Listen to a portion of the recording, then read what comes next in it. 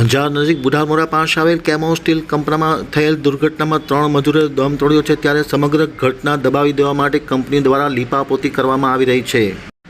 હવે જઈ સુરેશ વાઘેલાનો વિસ્તૃત અહેવાલ. અંજાર નજીક બુઢામોરા પાસે કેમો સ્ટીલ કંપનીમાં બનેલી દુર્ઘટનામાં 3 મજૂરોના મૃત્યુ થયા છે, ત્યારે ખાસ કરીને કંપનીના સત્તાવાળાઓ દ્વારા સમગ્ર ઘટનાને દબાવવા માટે લીપાપોતી કરતા હોવાનું સ્પષ્ટ જાણવા મળ્યું છે. ખાસ કરીને કલેક્ટર અને પીએસઆઈનું નામ વટાવી મીડિયાકર્મીને પણ અંદર પ્રવેશ માટે મનાઈ ફરમાવવામાં આવી છે. સાથોસાથ જે એમ્બ્યુલન્સ છે તે પણ ખખડધજ.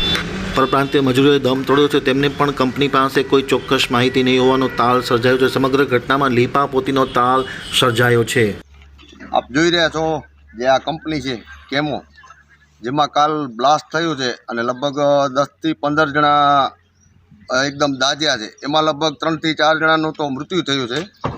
ત્યારે આ કંપનીની મુલાકાતે આવ્યા ત્યારે કંપનીના મેનેજમેન્ટને કંપનીના માણસો દ્વારા એવું કહેવામાં આવેલ છે કે અહીંયા કલેક્ટરે મનાઈ કરી છે કોઈને અંદર જવું નહીં, જેથી આ પ્રકરણને આખું દબાવવાની કોશિશ થઈ રહી છે.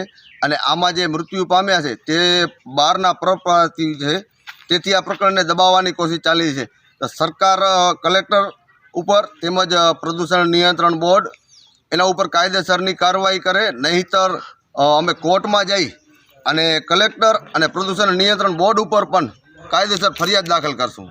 અને જે આમાં મૃત્યુ પામ્યા છે તેને 50 લાખની આજુબાજુ વળતર મળે, એના પરિવારને કાયમી ધોરણે નોકરી મળે એવી અમારી માંગણી છે.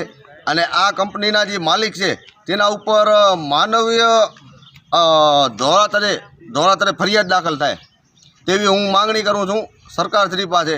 અને જો આમાં કોઈ કાર્યવાહી નહીં થાય તો આ ઉગ્રથી ઉગ્ર આંદોલન કરી અને આ કંપની બંધ થાય તેવી માંગણી પણ કરવામાં આવશે.